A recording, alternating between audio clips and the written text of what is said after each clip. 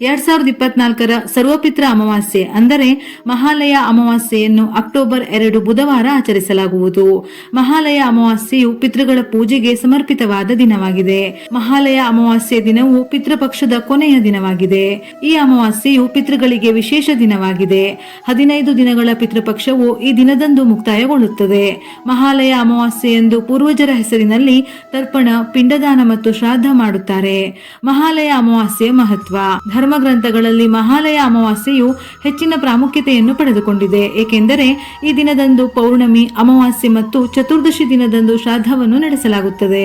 ಪಿತೃಗಳ ಮರಣಾ ದಿನಾಂಕವು ನೆನಪಿಲ್ಲದಿದ್ದಾಗ ಎಲ್ಲ ಪಿತೃಗಳಿಗೂ ನಾವು ಈ ದಿನ ಗೌರವವನ್ನು ಸಲ್ಲಿಸಬಹುದು. ದಾನ ಮಾಡಲು ಕೂಡ ಈ ದಿನ ಹೆಚ್ಚು ಪ್ರಾಮುಖ್ಯತೆಯನ್ನು ಪಡೆದುಕೊಂಡಿದೆ.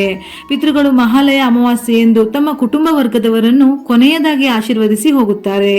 ನಾವು ಪಿತೃಪಕ್ಷದಲ್ಲಿ ಪೂರ್ವಜರಿಗೆ ಗೌರವಯುತ ಪೂಜೆಯನ್ನು ಸಲ್ಲಿಸಿದ್ದೇ ಹೌದಾದರೆ ಪಿತೃಪಕ್ಷ ಮುಗಿದ ನಂತರ ಅಂದರೆ ಮಹಾಲಯ ಅಮಾವಾಸ್ಯೆಯ ನಂತರ ಕುಟುಂಬದಲ್ಲಿ ಬದಲಾವಣೆ ಕಂಡುಬರುತ್ತದೆ. ಮನೆಯಲ್ಲಿನ ನಕಾರಾತ್ಮಕ ಶಕ್ತಿಯು ದೂರಾಗುತ್ತದೆ ಮತ್ತು ವಾಸ್ತುದೋಷವಿದ್ದರೂ ಅದು ಕೂಡ ನಿವಾರಣೆ ಆಗುತ್ತದೆ.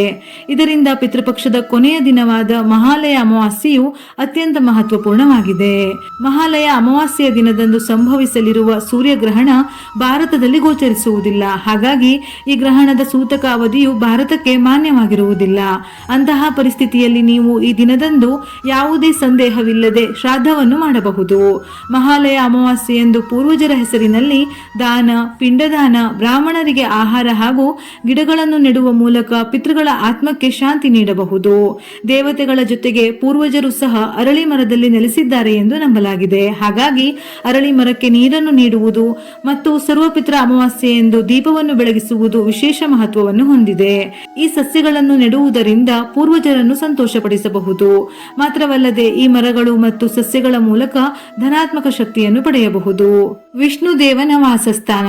ಪಿತೃಪಕ್ಷದಲ್ಲಿ ಮರಗಳನ್ನು ನೆಡುವುದರಿಂದ ಪಿತೃದೋಷ ನಿವಾರಣೆಯಾಗುತ್ತದೆ.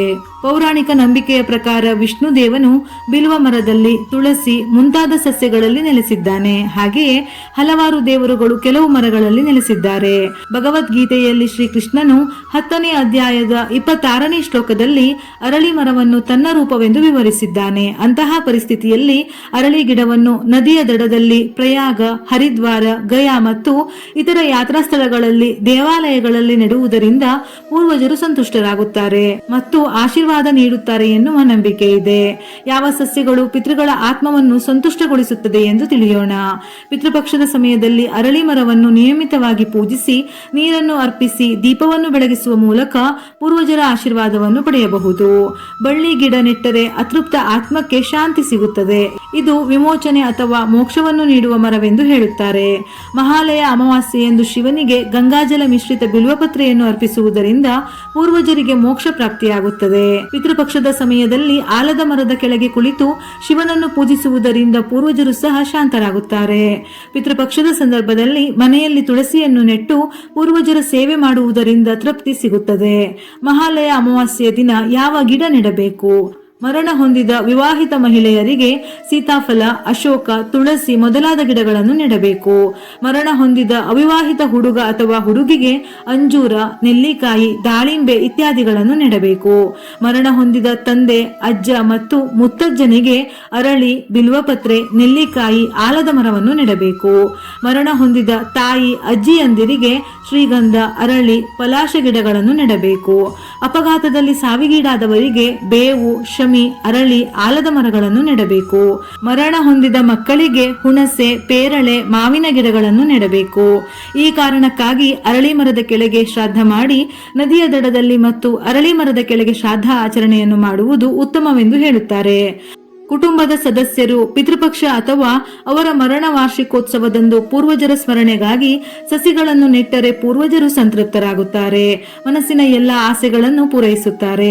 ಪಿತೃಪಕ್ಷದ ಸಮಯದಲ್ಲಿ ಅರಳಿ ಗಿಡ, ತುಳಸಿ, ಬಿಲ್ವ ನೆಡುವುದರಿಂದ ಪೂರ್ವಜರಿಗೆ ಶಾಂತಿ ಸಿಗುತ್ತದೆ. ಇವೆಲ್ಲವನ್ನು ದೇವರ ಮರಗಳೆಂದು ಪರಿಗಣಿಸಲಾಗಿದೆ. ಪೌರಾಣಿಕ ನಂಬಿಕೆಯ ಪ್ರಕಾರ ವಿಷ್ಣು ದೇವನು ಅರಳಿ ಮರದಲ್ಲಿ ನೆಲೆಸಿದ್ದಾನೆ. ಹಾಗಾಗಿ ನಿಮ್ಮ ಪೂರ್ವಜರನ್ನು ನೆನೆದು ಈ ದಿನ ಗಿಡವನ್ನು ನೆಟ್ಟು ಪಿತೃಗಳ ಸಂಪೂರ್ಣ ಆಶೀರ್ವಾದವನ್ನು ಪಡೆದುಕೊಳ್ಳಿ. ಪಿತೃವಿಸರ್ಜನಾ ವಿಧಾನ.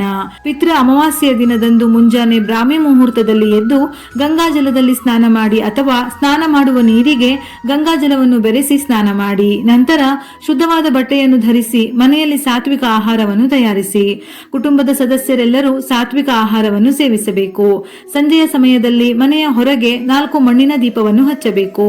ಈ ಮಣ್ಣಿನ ದೀಪದಲ್ಲಿ ಸಾಸಿವೆ ಎಣ್ಣೆಯನ್ನು ಹಾಕಿ ಹತ್ತಿಯಿಂದ ದೀಪದ ಬತ್ತಿಯನ್ನು ತಯಾರಿಸಿ ಅದನ್ನು ಮನೆಯ ಹೊರಗೆ ಹಚ್ಚಿಡಬೇಕು. ನಂತರ ಮನೆಯಲ್ಲಿ ಕುಳಿತು ಪಿತೃಗಳಿಗೆ ಪಿತೃಪಕ್ಷ ಮುಗಿದಿದೆ ಎಂದು ಪ್ರಾರ್ಥಿಸಬೇಕು. ಪಿತೃ ಅಮಾವಾಸ್ಯೆ ದಿನದಂದು ಅಥವಾ ಮಹಾಲಯ ಅಮಾವಾಸ್ಯೆಯ ದಿನದಂದು ಆ ಮನೆಯ ಮಹಿಳೆಯು ಮುಂಜಾನೆ ಬೇಗ ಎದ್ದು ಆಹಾರವನ್ನು ತಯಾರಿಸುತ್ತಾಳೆ. ನಂತರ ಮನೆಗೆ ಬ್ರಾಹ್ಮಣರನ್ನು ಕರೆಸಿ ಪೂರ್ವಜರಿಗೆ ಅಂತಿಮ ನಮಸ್ಕಾರವನ್ನು ಸಲ್ಲಿಸುತ್ತಾರೆ. ಪೂಜೆ ಮುಗಿದ ನಂತರ ಬ್ರಾಹ್ಮಣರಿಗೆ ದಾನವನ್ನು ನೀಡಲಾಗುತ್ತದೆ. ಬ್ರಾಹ್ಮಣರಿಗೆ ದಾನವನ್ನು ನೀಡಿದ ಬಳಿಕ ಕಾಗೆಗಳಿಗೆ, ಹಸುಗಳಿಗೆ ನಿಮ್ಮ ಕೈಯಾರೆ ಆಹಾರವನ್ನು ನೀಡಿ. ಪಿತೃಗಳನ್ನು ಪ್ರಾರ್ಥಿಸಿ ನಾವು ತಿಳಿದೋ ತಿಳಿಯದೆಯೋ ಮಾಡಿದ ತಪ್ಪುಗಳಿಗೆ ಕ್ಷಮೆಯನ್ನಾಚಿಸಿ ನಂತರ ಮನೆಯವರು ಊಟವನ್ನು ಸೇವಿಸಬೇಕು. ವಿಡಿಯೋ ಇಷ್ಟ ಆಗಿದ್ದಲ್ಲಿ ಮರೆಯದೆ ಲೈಕ್ ಮಾಡಿ. ಹೆಚ್ಚಿನ ಮಾಹಿತಿಗಳಿಗಾಗಿ ನಮ್ಮ ಫೇಸ್ಬುಕ್ ಪೇಜ್ ಅನ್ನು ಫಾಲೋ ಮಾಡಿ. ಇದೇ ರೀತಿಯ ಮನಮುಟ್ಟುವ ಉಪಯುಕ್ತ ಮಾಹಿತಿಗಳಿಗಾಗಿ ಮತ್ತೆ ಭೇಟಿಯಾಗೋಣ.